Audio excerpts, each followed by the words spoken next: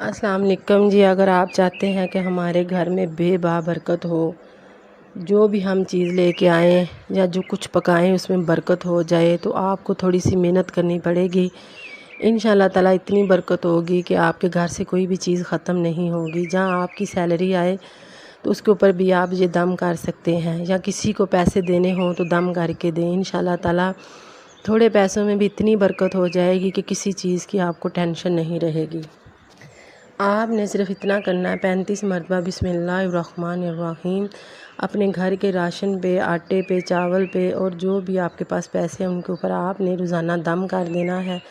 انشاءاللہ تعالیٰ آپ اتنی برکت ہوگی کہ آپ دیکھتے رہیں گے۔ 35 مرتبہ بسم اللہ پڑھتے جائیں اور فائدہ حاصل کرتے جائیں۔ اور اس وظیفے کا صدقہ میں آپ کو بتا دیتی ہوں، کسی بھی سفید چیز کا جمعے والے دن آپ نے صدقہ دینا ہے۔ اگر آپ نے چینی کا صدقہ دینا ہے تو یہ چونٹیاں وغیرہ کو چینی ڈال دیں، انشاءاللہ زیادہ فائدہ ہوگا اور زیادہ برکت